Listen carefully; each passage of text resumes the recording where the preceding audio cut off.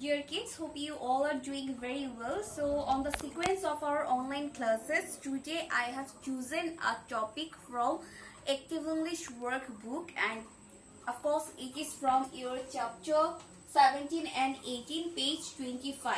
Remember, chapter 17 and 18 collaboratively it is one chapter, but actually it has 2 pages.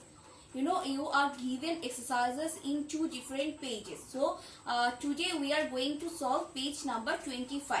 So before going to the text, I would like to ask you to have your own Active English workbook with you, so that when Miss will write down the answers, you can note down it. Okay, and of course, as you know that Active English workbook is all about your writing test.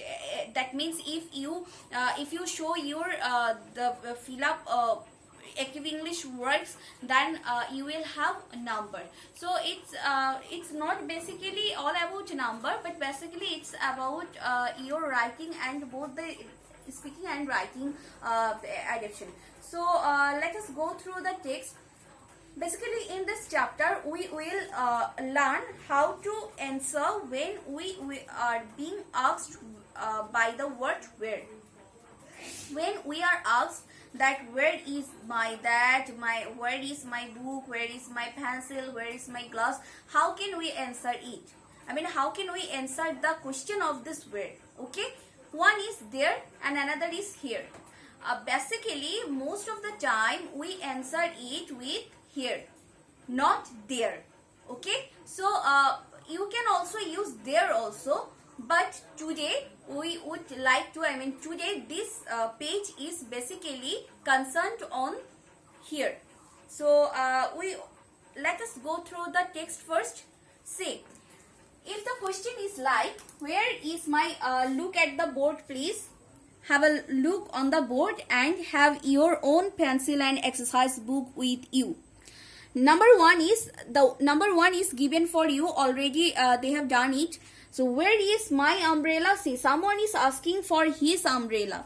So when you are being asked with something, that when you are asking something to me, that Miss, where is my khata, then what should I answer you? Should I answer you like, here is my khata? Is it my or your? Your, because you are the subject here. Okay, so here is your, so the my becomes your. Here is your umbrella, here it is. Why the line? See, the third line is really very simple and very easier one. When you don't want to specify or mention the name of this thing or the noun, then of course you can make it in a short form. দেখতে পাচ্ছ যে here is your umbrella, যখন আমি বলছি যে এইখানে তোমার ছাতাটি, আমি যদি সেটি না বলে বলি যে এই তো এটি, তাতেও তো হয়, তাই না? তো basically the third line is concerned on the short form. তো যখন আমাদের এভাবে জিজ্ঞেস করা হবে আমার এই জিনিসটি কোথায়, তখন আমরা সাধারণত এইভাবে বলি যে এই তো এটি। আমরা সাধারণত তখন আর সেই নাউনটিকে স্পেসিফিক্যালি বলি না। যখন বলা হয় যে আমার খাতাটি কোথায়, তখন কি আমি বলি এই তো তোমার খাতাটি, এভাবে না বলে হয়তো আমরা আরো একটু কমফোর্টেবল ফিল করি যখন আমরা বলি যে এই তো এটি। তো ব্যাপারটা এটাই। So there's nothing to be so serious যে আমি এভাবে বললে হয়তো ভুল হবে, এইভাবে বললে সঠিক হবে, ব্যাপারটি মোটেও সেটি নয়।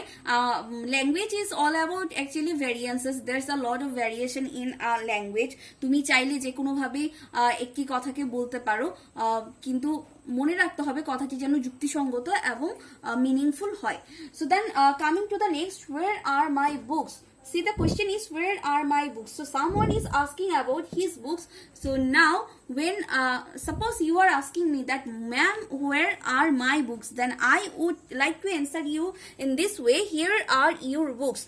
Now one question is being raised, that why on the earlier example the auxiliary verb is here the auxiliary is, but here in the second one the auxiliary is are, where it is are and this one is. Why?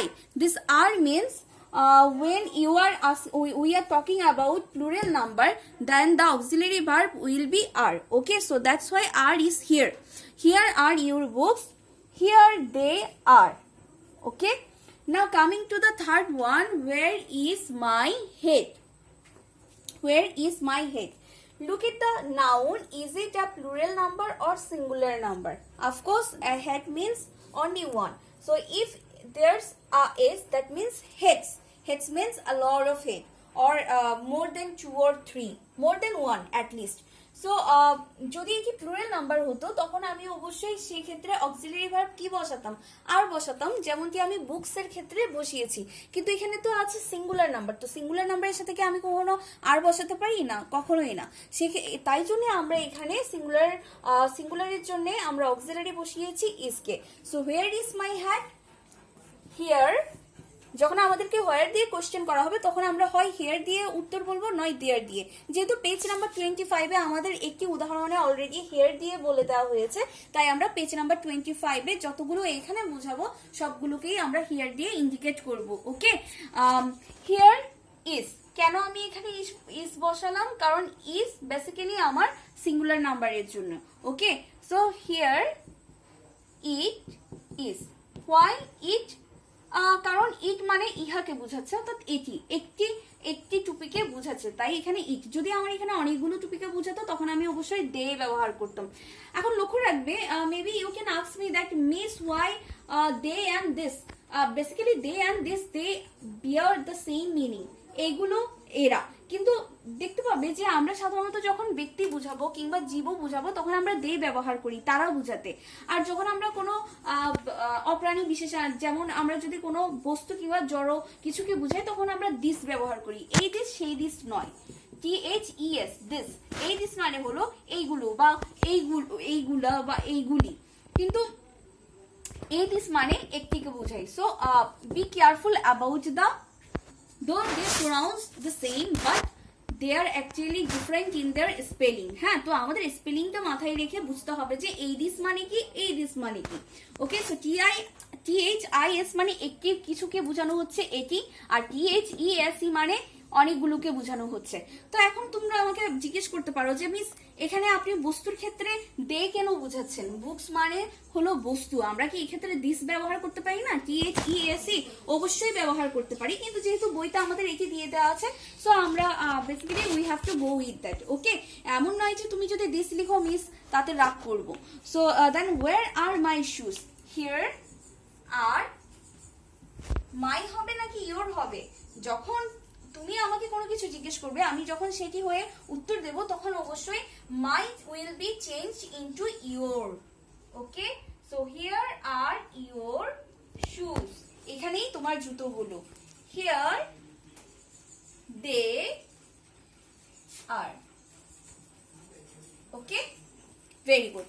So দেখতে পাচ্ছ তাহলে এভাবেই আমরা বাকিগুলো এখন solve করব। Now coming to the next one, where is my shirt? Where is my shirt? আমার শার্টটি কোথায়? I repeat, please have a look on the whole sentence. Okay, that means the whole question. প্রথমে আমাকে পুরো কোশ্চেনটিকে পড়তে হবে। কোশ্চেনটি পড়ার পর আমাকে বুঝতে হবে কোশ্চেনে যে নাউনটি দেওয়া আছে, অর্থাৎ যে বস্তুটি সম্পর্কে কিংবা যার সম্পর্কে বলা হচ্ছে সেটিকে সিঙ্গুলার নাম্বার নাকি প্লুরাল নাম্বার। সিঙ্গুলার মানে এক বচন, প্লুরাল মানে বহু বচন। এখন যদি আমার নাউনটি হয়ে থাকে সিঙ্গুলার তাহলে তার জন্য তো অবশ্যই আসবে ইজ, আর যদি হয়ে থাকে আমার প্লুরাল তাহলে তার জন্য কি ইজ আসবে? কখনোই না, তার জন্য আসবে আর। ঠিক আছে, এই দুটো কথা আমাকে মাথায় রাখতে হবে। আর হোয়ার দিয়ে কোশ্চেন করেছে, তাই আমি এখানে উত্তর কি দেবো? হিয়ার অথবা দেয়ার। যেহেতু page number 25 is all about here, তাই আমাকে এখানে উত্তরেও লিখতে হবে হিয়ার। তো হিয়ার আর লিখবো? কখনোই নয়। Here is, cause there's only a shirt. Here is. Now my will be changed into কিসে চেঞ্জ হয়ে যাবে? Your. Okay, so here it is. Why it? It মানে আমি আগেও বলেছি ইট মানে এখানে এটি বা ইহাকে বোঝানো হচ্ছে, তার মানে একটা মাত্র শার্টকে বোঝানো হচ্ছে, তাই ইট। হোয়ার আর মাই অ্যাপেলস? আমার আপেলগুলো কোথায়? এখানে দেখো যে নাউনটি দেওয়া আছে অ্যাপেলস, অ্যাপেলস কি এখানে সিঙ্গুলারে দেওয়া আছে নাকি প্লুরালে দেওয়া আছে? সিঙ্গুলারে না প্লুরালে দেওয়া আছে। তো তাই আমি এখন কি করব?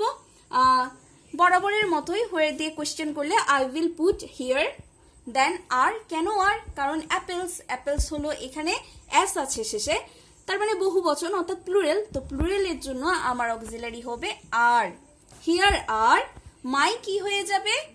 মাইটা চেঞ্জ হয়ে কোন প্রোনাউনে চলে যাবে? Your.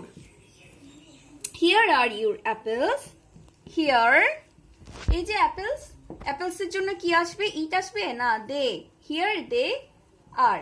Please note down this, fill in the blanks into your book so that you can submit the homework to me and I will check it out. Okay, so where is my bag? Amar bag ti kothay? Where is my bag? Again I would like to ask you to have a look on the noun. Please noun টির দিকে একটু খেয়াল করবে যে নাউনটিতে তোমাকে কি বলা হচ্ছে। নাউনটিকে তোমার সিঙ্গুলারে আছে একটি ব্যাগ নাকি ব্যাগস? যদি এস থাকতো সেটি হয়ে যেত আমার প্লুরাল, কিন্তু এখানে তো এস নেই, অর্থাৎ নিঃসন্দেহে এটি আমার জন্য সিঙ্গুলার। তো যদি আমার সিঙ্গুলার হয়ে থাকে তার জন্য আমাকে কোন অক্সিলারি আনতে হবে? ইজকে আনতে হবে, আমি তো আর আনতে পারবো না। তো হোয়ার দিয়ে কোয়েশ্চেন করলে আমি এখানে সরাসরি বসিয়ে দেব হিয়ার। এবার আমি এখানে কোন অক্সিলারিকে বসাবো? ইজকে বসাবো, বসিয়ে দিলাম। এবার আমি কি করব? মাইকে কিসে চেঞ্জ করে ফেলবো? মাইটা কি হবে? হিজ হবে, হার হবে, দেয়ার হবে না, your. Here is your bag. কারণ প্রশ্নটি তুমি আমাকে করছো, আমার ব্যাগ কোথায়? তখন আমি উত্তর দিচ্ছি তোমার ব্যাগ এখানে। এখানে তোমার ইংলিশ কি? তোমার English your. Okay, so here, আবার দাও, হিয়ার ইট ইজ।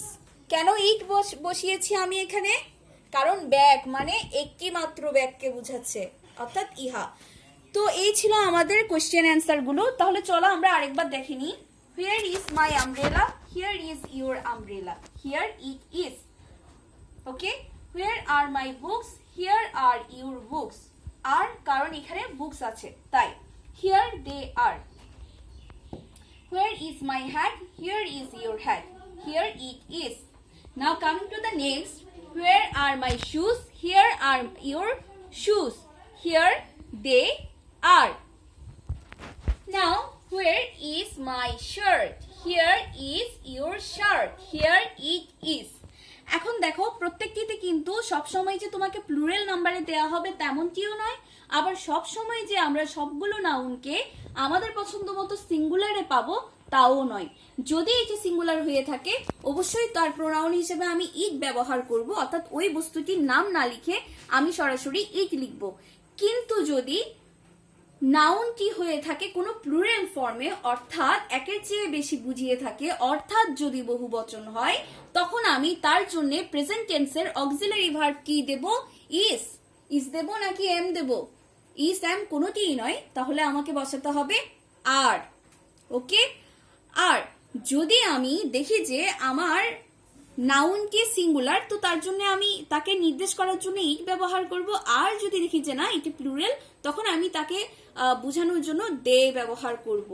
আর যখনই আমাকে হোয়ার দিয়ে কোনো কোয়েশ্চেন করা হবে, আমি তো বলেছি আমরা তখন হোয়ার দিয়ে প্রশ্ন করলে আমরা দুভাবে উত্তর দিই, একটি উত্তর দিই হেয়ার দিয়ে আর একটি উত্তর দিই দেয়ার দিয়ে। কিন্তু যেহেতু page number 25 is all about here, that means 25-এ দেখতে পাচ্ছ যে আমার যে প্রথম উদাহরণটি আছে সেটিকেই আমাকে হিয়ার দিয়ে বলা হয়েছে, তাই আমি এখন এই পুরো পেজে সবগুলোই করব হিয়ার দিয়ে।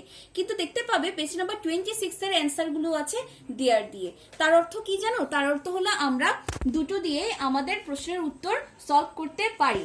নো ম্যাটার তুমি হেয়ার লিখছো নাকি দেয়ার লিখছো, বেসিক্যালি দুটোর উত্তর কিন্তু একই, দুটো একই অর্থ প্রকাশ করে। হেয়ার মানে এখানে, দেয়ার মানে ওইখানে, কিন্তু প্রশ্নের অর্থ কিন্তু চেঞ্জ হয় না। ওকে, সো হিয়ার দে আর, কারণ এখানে অ্যাপেলস আছে, অ্যাপেলস প্লুরাল, তাই আমি এখানে দে ব্যবহার করেছি। হোয়ার ইজ মাই ব্যাগ? কোথায় আমার ব্যাগটি? এখানে দেখো ব্যাগস আছে নাকি ব্যাগ আছে? শুধুমাত্র ব্যাগ আছে, অর্থাৎ একটি ব্যাগকে বোঝাচ্ছে, তাই জন্য আমি এখানে দিয়েছি অক্সিলারি ইজ।